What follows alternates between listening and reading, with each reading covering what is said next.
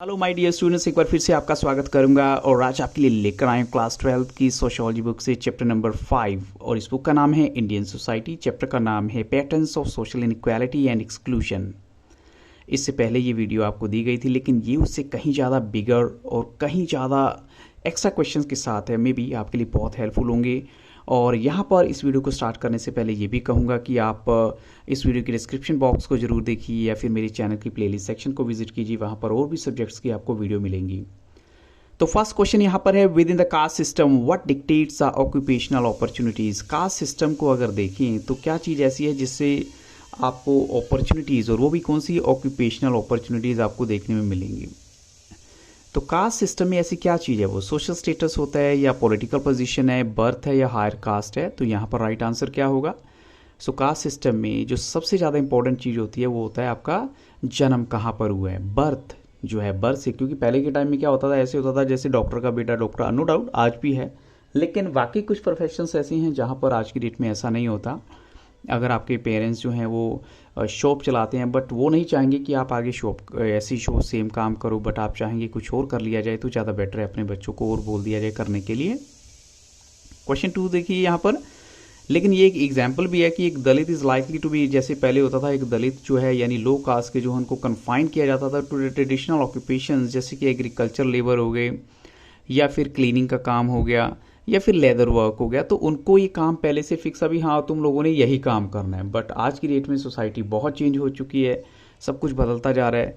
Question 2 है means 1 का A, in India what are the most common facts of life. India में सबसे common facts life के क्या हो सकते हैं। तो ऑलमोस्ट सभी जो हैं ऑप्शंस एक जैसे लगते हैं, बट यहाँ पर हम कहेंगे जो राइट आंसर है वो है yes of course that is social inequality. Social inequality और साथ में एक्सक्लूजन, तो दोनों ही जो हैं ये चीज़ें क्या होती हैं, नेगेटिव है। सोशल इनइक्वालिटी भी नेगेटिव है, एक्सक्लूजन भी नेगेटिव है। ये बट क्या है, मोस्ट कॉमन फैक्ट है हमारी लाइफ के इंडिया के अंदर। अब चलते हैं 1B का पार्ट में, जो है a person who believes himself to be superior to members of other caste और ग्रुप्स। ये किस चीज़ का एग्जाम्पल होता है, अगर कोई अपने आप को दूसरों से या दूसरी कास्ट के लोगों से अपने आप को सुपीरियर मानता है, तो ये किस चीज़ का एग्जाम्पल है। तो यस ऑफ कोर्स हम कहेंगे ये एग्जाम्पल होता है प्रेजुडिस का। अब प्रेजुडिस क्या होती है, सेम ये अपने आप को सुपीरियर मानना है एज़ कम्पेयर टू अदर्स। ये एक ऐसी फीलिंग होती है जो नेगेटिव सेंस मिली जाती है। अब चलते हैं नेक्स्ट क्वेश्चन के लिए। The social resources are classified into 3 forms of capital, तो which one of the following is not true. अब जैसे सोशल रिसोर्सेज को 3 कैपिटल में डाला गया है, तो यहाँ पर 4 आपको गिवन है, 4 में से एक ऐसी है जो उस कैटेगरी में नहीं आती, तो वो कौन सी कैपिटल हो सकती है। तो वो जो एक्चुअल में है वो पॉलिटिकल कैपिटल है जो इस कैटेगरी में नहीं आती। बाकी economic, cultural and social capital जो सोशल रिसोर्सेज को जैसे उनमें क्लासिफाइड किया गया, तो उसी का एक पार्ट होते हैं ये। अब देखिए असर्शन रीजन बेस्ड क्वेश्चन में सबसे पहले जो है रिचुअली हाईएस्ट कास्ट, जैसे Brahmins, they were subordinated to the secular power of kings and rulers belonging to the Kshatriya caste. अब जैसे ब्राह्मण्स के बारे में पहले के टाइम में ऐसे ही होता था कि वो ऑलमोस्ट जो हैं राजा के पैरेलल, यानी उनको काफ़ी सम्मान दिया जाता था, और क्षत्रिय कास्ट की कैटेगरी में आप लगा सकते हैं उनको इक्विवेलेंट माना जाता था। और स्ट्रिक्ट स्क्रिप्चरल टर्म्स में देखें, Brahmins were not suppose to amass wealth. तो ब्राह्मण्स को जो है ऐसा नहीं कहा जाता था कि वो पैसा इकट्ठा करें, उनका जो है ये काम नहीं था कि उनको पैसा इकट्ठा करना है। तो आपको यहाँ पर क्या लगता है कि स्टेटमेंट या उसका जो असर्शन और रीज़न का क्या लिंक हो सकता है। तो ऑफ कोर्स पहली बात तो ये है कि दोनों ही बातें सही हैं। ऊपर भी देखें ये बिल्कुल सही है कि जो एक स्ट्रिक्ट स्क्रिप्चरल टर्म में देखें तो Brahmins were not suppose to amass wealth, तो वो आज की डेट में भी होता है कि जो ब्राह्मण हैं उनको पैसा इकट्ठा करने की क्या ज़रूरत है, वो तो हर चीज़ के मोह से दूर होने चाहिए। तो ये रीज़न भी जो उसके पीछे गिवन है, यानी असर्शन और रीज़न दोनों ही अपनी जगह पे सही हैं। लेकिन अब सेकंड चीज़ हमें देखनी है कि आर जो है वो ए की करेक्ट एक्सप्लेनेशन है या नहीं। तो यहाँ पर हम कहेंगे ऑफ कोर्स आर जो है ए की करेक्ट एक्सप्लेनेशन यहाँ पर है, तो ऑप्शन ए यहाँ पर राइट होगा। अब चलते हैं नेक्स्ट क्वेश्चन 3 में। देखिए money, property, education, health and power, ये किस चीज़ के एग्जाम्पल हैं। अगर ये 3-4 चीज़ें आपके सामने गिवन है तो they are the example of what. तो ये सब के सब एग्जाम्पल आते हैं, yes of course they are the valued resources. Option C यहाँ पर करेक्ट आंसर है। फिर से एक असर्शन रीजन बेस्ड क्वेश्चन है, the most important state initiative attempting to compensate for past and present caste discrimination is the one popularly known as reservation. अब जैसे हमने क्या किया, जो थोड़ा सा, तो सबसे इम्पोर्टेंट जो है स्टेट इनिशिएटिव है, ताकि हम जो है पास्ट और प्रेजेंट कास्ट डिस्क्रिमिनेशन को थोड़ा सा भेदभाव कम करें, और उसके लिए हमने रिजर्वेशन की पॉलिसी अडॉप्ट करी। जैसे आपने देखा होगा कि पुराने टाइम में जो गरीब लोग होते थे, बहुत जो उनको गांव के बाहर ही रखा जाता था, तो इसलिए रिजर्वेशन की पॉलिसी रखी गई ताकि उनकी जो स्टेटस थोड़ा अच्छा हो सके। तो रीज़न क्या है, reservation does not involve setting aside of some places and seats for members of scheduled caste and tribes in different spheres of public life। तो यहाँ पर आपको क्या लगता है कि जो स्टेटमेंट यहाँ पर गिवन है, असर्शन यहाँ गिवन है, उसका रीज़न से कोई लिंक है या नहीं। तो अगर हम सारे के सारे ऑप्शन देखें, जैसे ऑलरेडी ऑप्शन सारे सेम ही होते हैं, उसके बेसिस पे आपको राइट आंसर देना है। तो आप बताइए एक पल के लिए सोच करके क्या हो सकता है राइट आंसर यहाँ पर। तो अगर असर्शन और रीज़न को देखें तो मुझे क्या लगता है कि यहाँ पर जो ए स्टेटमेंट है वो तो बिल्कुल सही है, लेकिन रिजर्वेशन का मतलब ही होता है, means reservation involves setting aside of some places and seats for members of scheduled caste and tribes in different spheres of public life. तो यहाँ मैंने लिखा हुआ है, या यहाँ स्टेटमेंट गिवन है डज नॉट इन्वॉल्व, तो इसलिए ए ट्रू है और आर जो है वो हमारा फॉल्स हो जाता है। तो राइट आंसर हुआ हमारा ऑप्शन डी यहाँ पर। अब चलते हैं नेक्स्ट क्वेश्चन के लिए। Unequal access to social resources called, जब सोशल रिसोर्सेज की एक्सेस यानी सभी के पास इक्वल लेवल पर वो नहीं पहुँचते, तो इसको क्या कहा जाता है। तो इसे जो नाम दिया जाएगा ऑफ कोर्स वो होगा सोशल इनइक्वालिटी, क्योंकि इक्वालिटी का मतलब क्या होता है कि सब कुछ सबको सिमिलर वे से मिलता है, लेकिन we are talking about unequal access to social resources, तो इसलिए सोशल इनइक्वालिटी का एग्जाम्पल है, ऑप्शन बी यहाँ पर राइट होगा। Which of the following term is used by the sociologist to refer to a system by which categories of people in a society are ranked in hierarchy? अब इनमें से कौन सा ऐसा टर्म है जो यूज़ किया जाता है सोशोलॉजिस्ट के द्वारा to refer to a system by which categories of people in a social society are ranked in a hierarchy. या फिर ये भी, इस क्वेश्चन को थोड़ा दूसरी सेंस में भी ले सकते हैं कि जब हम अलग अलग कैटेगरीज में लोगों को डिवाइड कर देते हैं तो उस पूरे सिस्टम को क्या नाम दिया जाता है। तो ऑप्शंस आपके सामने हैं और on the basis of the option बताइए यहाँ पर राइट आंसर क्या होगा। तो यही क्वेश्चन अगर दूसरी फॉर्म में पूछा जाता है कि जब हम कैटेगराइज करते हैं लोगों को, वो एक्चुअल में सिस्टम का नाम होता है सोशल स्ट्रेटिफिकेशन। तो ऑप्शन ए यहाँ पर करेक्ट है। अब चलते हैं नेक्स्ट क्वेश्चन के लिए। Social inequality and exclusion are social because they are about, ये एक्चुअल में हम कहेंगे कि ये किसके बारे में हो सकते हैं सोशल इनइक्वालिटी और एक्सक्लूजन। तो they are about individual, group, world, या फिर लास्ट ऑप्शन है आपके सामने ए एंड बी। तो सोशल इनइक्वालिटी और एक्सक्लूजन वो सोशल हैं because they are about group, यहाँ पर ऑप्शन बी राइट होगा। अब चलते हैं नेक्स्ट क्वेश्चन के लिए। डैश आर और is often grounded in stereotypes. अब वो क्या चीज़ हो सकती है जिसको आप कह सकते हैं कि ये स्टीरियोटाइप का एक एग्जाम्पल है। तो ऑप्शन आपके सामने है और राइट आंसर क्या होगा यहाँ पर। तो ये जो है यहाँ पर जो वर्ड आना चाहिए वो प्रेजुडिस है, ऑप्शन बी करेक्ट होगा। Means prejudice is often grounded in stereotypes, तो ऑप्शन बी यहाँ पर करेक्ट आंसर है। नेक्स्ट क्वेश्चन देखिए। Social inequality and exclusion are structured, यानी इसके लिए जो दूसरा टर्म यूज़ किया जाता है, एक तो स्ट्रक्चर्ड हो गया, तो दूसरा टर्म कौन सा हो सकता है यहाँ पर। सोशल इनइक्वालिटी और जो एक्सक्लूजन के लिए दूसरा टर्म आप यूज़ करेंगे स्ट्रक्चर्ड होने के साथ साथ ये क्या हो सकते हैं, सिस्टमेटिक है, ऑप्शन सी यहाँ पर राइट आंसर है। A person is being refused a job on the basis of gender और रिलीजन, ये किस चीज़ का एग्जांपल हो सकता है, जब किसी को किसी उसके जेंडर की वजह से, मींस मेल या फीमेल होने की वजह से या उसके धर्म की वजह से जॉब नहीं दी जाती, तो ये एग्जांपल किस चीज़ का हो सकता है। So this is an example of discrimination, यानी भेदभाव का एग्जाम्पल है, किसी के साथ भेदभाव करना उसके धर्म को लेकर, जाति को लेकर। नेक्स्ट क्वेश्चन है the social resources can be divided into 3 forms of capital. जैसे हमने बोला इकोनॉमिक हो गई जो कि in the form of assets या इनकम होती है, कल्चरल कैपिटल जैसे कि एजुकेशनल क्वालिफिकेशन एंड स्टेटस हो गया, और इसके अलावा dash in the form of network of contact से कौन सी जो लास्ट जो है कैपिटल हो सकती है कैटेगरी इसमें। तो उसमें सारे ऑप्शंस के बेसिस पे आपको राइट आंसर देने हैं। तो यहाँ पर कहेंगे जो राइट आंसर बनेगा, आई थिंक सो आपको हिंट मिल गया होगा, सोशल कैपिटल ही आएगी, जहाँ पर हम क्या करते हैं, सोसाइटी के साथ कॉन्टेक्ट करना, सोशल एसोसिएशंस बनाना, they are actually the part of, और या ये कहें कि उनको जो है सोशल कैपिटल की कैटेगरी में रखा जाएगा। Who developed the policy of apartheid और सेपरेशन ऑफ द रेसिस। अब ये किसने जो है पॉलिसी डेवलप की थी, अपार्थीड की पॉलिसी या सेपरेशन ऑफ द रेसिस की? तो यहाँ पर ऑप्शंस के बेसिस पे बताइए राइट आंसर क्या है। ये पॉलिसी डेवलप की थी जो वाइट यूरोपियन हैं, लेकिन साथ में क्या है, माइनॉरिटीज़ हैं, मेजॉरिटी नहीं, माइनॉरिटी। उन्होंने ये इस पॉलिसी को डेवलप किया था, जिसका मतलब आप समझ ही गए होंगे कि उसमें क्या होता था, ब्लैक और वाइट के बीच का डिस्क्रिमिनेशन बहुत ज़्यादा हो गया था।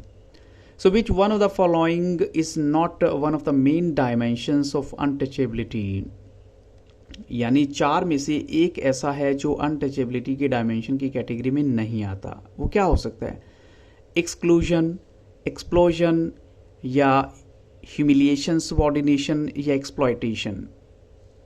तो यहाँ पर जो सबसे डिफरेंट वर्ड है जो इस कैटेगरी में नहीं डाल सकते वो है एक्सप्लोजन। एक्सप्लोजन तो आपको पता ही है कि जब कोई बॉम्ब वगैरह फटता है उसके लिए वर्ड यूज़ होता है, लेकिन यहाँ पर इसको यूज़ करना बिल्कुल सही नहीं है। Social inequality and exclusion are, अब ये क्वेश्चन थोड़े डिफरेंट वे से पूछा गया है कि सोशल इनइक्वालिटी और एक्सक्लूजन क्या चीज़ हैं। Yes of course structured, yes, और सिस्टमेटिक भी हैं। तो यहाँ राइट आंसर होगा ऑप्शन डी, जिसमें ए और बी दोनों ही आ जाएंगे। Patterns of unequal access to social resources are commonly called. जो पैटर्न्स हैं unequal access to social resources को, इनको कॉमनली क्या नाम दिया जाता है? और some social inequality reflects innate differences between individuals, for example their varying abilities and efforts। तो ये क्या चीज़ का एग्जाम्पल हो सकती है, पॉलिटिकल इनक्वालिटी या सोशल इनक्वालिटी, कल्चरल इनक्वालिटी, या फिर ये कहें कि सोशल इक्वालिटी। तो ये एक्चुअल में एग्जाम्पल है किस चीज़ का, सोशल इनक्वालिटी का। जैसे बहुत सारी ऐसी बातें होती हैं जो सोसाइटी में आपको पता ही नहीं होगा कि किसी के साथ कब किसी तरह का कोई डिस्क्रिमिनेशन कर दिया जाए, भेदभाव कर दिया जाए, सोशल इनक्वालिटी आपके सामने आ जाए।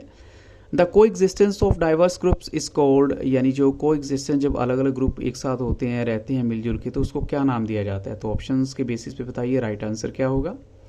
जब डाइवर्स ग्रुप्स एक साथ मिलकर रहते हैं, को एग्जिस्टेंस होता है उनको, तो उसे जो नाम दिया जाता है that is pluralism. Option C यहाँ पर राइट आंसर है। So what consist of educational capital and status. Educational capital और स्टेटस ये आपको कहाँ मिलेंगे? तो they are the part of, yes of course they are the part of cultural capital. Cultural capital यहाँ पर राइट आंसर है। Dash refers to preconceived opinions और attitudes held by members of one group towards another. ये क्या चीज़ होती है, means जो refer करती है प्री कंसीव्ड ओपिनियंस और attitudes held by members of one group towards another. ये क्या चीज़ हो सकती है? तो ऑप्शन आपके सामने है। यहाँ पर इसके लिए जो वर्ड यूज़ करेंगे वो किसी के बारे में पहले से कुछ ऐसे मन में विचार ले आना उनके बारे में, या एक एटीट्यूड अपने मन में उनके लिए डेवलप कर लेना। तो ये टाइप होती है प्रेजुडिस की। ऑप्शन बी यहाँ पर राइट आंसर है। प्रेजुडिस का लिटरल मीनिंग क्या होता है? प्री जजमेंट करना, उसके बारे में पहले से अनुमान लगा लेना। कास्ट रैंक्स एंड, एक तो कास्ट रैंक और दूसरा कौन सा वर्ड है? They are the main criteria by which other backward classes are considered backward. तो दूसरा यहाँ पर ऑप्शन क्या होगा? ऑक्यूपेशन, रिलीजन, सोशल स्टेटस, या ऑल ऑफ दीज। तो यस ऑफ कोर्स यहाँ पर जो राइट आंसर है कास्ट रैंक्स, और हम दूसरी बात करेंगे वो है ऑक्यूपेशन। ऑप्शन ए यहाँ पर राइट आंसर है। The OBCs are above the, OBC यानी अदर बैकवर्ड क्लासेस जो हैं वो किन से ऊपर माने जाते हैं? हम कहते हैं कि ठीक है वो थोड़ी सी लो कैटेगरी में आते हैं, मींस कास्ट की कैटेगरी में। एज अ ह्यूमन बीइंग तो सबके पैरेलल हैं, लेकिन कास्ट की कैटेगरी में इनको थोड़ा लो माना जाता है। तो यहाँ पर आप बताइए वो किससे ऊपर माने जाते हैं? तो वो माने जाते हैं यस ऑफ कोर्स अनटचेबल से ऊपर। ऑप्शन डी यहाँ पर राइट आंसर है, क्योंकि देखिए क्या बोला गया कि जो ओबीसीज हैं they are above the so called untouchable groups and below the Brahmin, Kshatriya and वैश्यास cast. तो अब चलते हैं नेक्स्ट क्वेश्चन के लिए। What is the little meaning of the term Adivasi? Adivasi term का लिटिल मीनिंग आप बताइए क्या है? तो आदिवासी टर्म का जो लिटिल मीनिंग है वो है ओरिजिनल इनहैबिटेंट्स, वहाँ के रहने वाले जो ओरिजिनल लोग हैं। ऑप्शन यहाँ पर बी करेक्ट है। और जो टर्म है ओरिजिनल इनहैबिटेंट्स, ये सबसे पहले यूज़ किया गया था 1930 में as a part of the struggle against the institution by the colonial government and the outside settlers and money lenders. तो ये उस टाइम टर्म यूज़ किया गया था 1930 में। और अब चलते हैं नेक्स्ट क्वेश्चन के लिए। हु रोट द बुक स्त्री पुरुष तुलना, ये बुक किसने लिखी थी? तो ऑप्शंस आपके सामने हैं और बताइए इनमें से वो राइटर कौन से हैं। इस बुक को लिखने वाले थे ताराबाई शिंदे, ऑप्शन सी यहाँ पर राइट आंसर है। और Satyashodhak Samaj was founded by, इसकी जो स्थापना करने वाले कौन थे सत्यशोधक समाज की? तो हम कहेंगे इसका जो क्रेडिट जाता है वो जाता है yes of course that is Jyotiba Phule को इसका क्रेडिट जाएगा। और सत्यशोधक समाज का लिटरल मतलब है ट्रूथ सीकिंग, यानी सच्चाई को ढूंढने वाले, जानने वाले। नेक्स्ट क्वेश्चन देखिए, analogy of religion and the 3 sermons on human nature which dominated the moral philosophy syllabus of Bombay university, ये किस चीज़ की क्रिएशन है? दे वर द क्रिएशन ऑफ, तो यानी इनको लिखने वाले कौन थे? तो इसका जो क्रेडिट जाता है वो जाता है yes of course that is Bishop Joseph Butler, option A यहाँ पर राइट आंसर है। नेक्स्ट है Jyotiba Phule's attack was directed against, उन्होंने जो है किस पे अटैक किया था? तो ऑप्शन है caste and religion, caste and gender discrimination, gender discrimination and religion, या लास्ट ऑप्शन है all of this.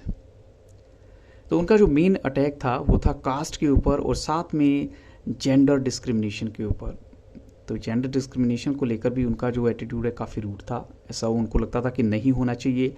So like the term Dalit, which term connotes political awareness and the assertion of rights, ऐसा कौन सा term है जो हमें political awareness की याद दिलाता है या फिर असर्शन ऑफ राइट्स या अधिकारों की याद दिलाता है?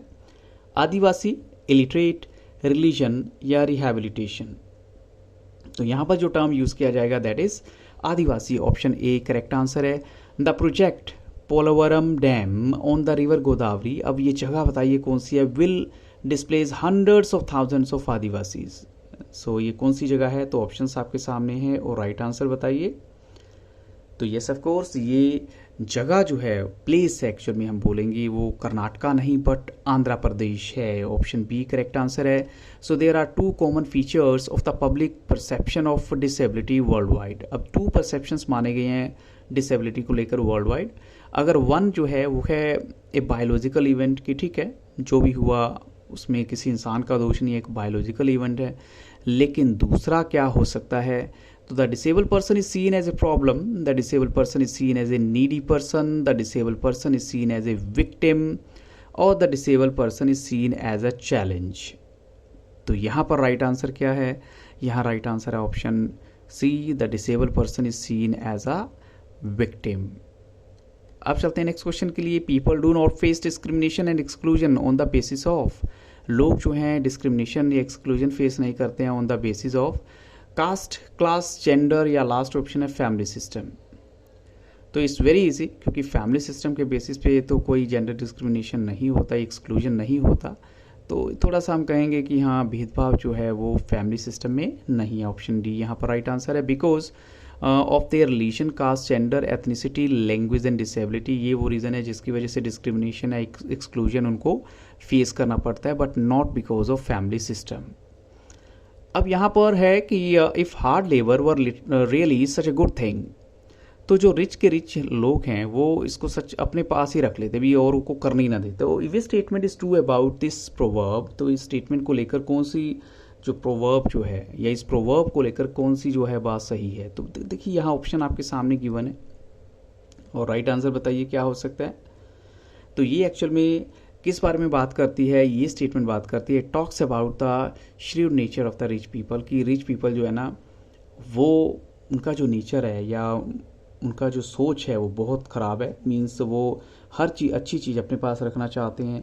अगर कहते कि हार्ड वर्क जो है या हार्ड लेबर भी सच में अच्छा होता तो शायद वो इसको अपने पास ही रख लेते, किसी और को देते ही ना। तो उनका नेचर जो है थोड़ा श्रीव्ड है, क्लेवर नेचर है।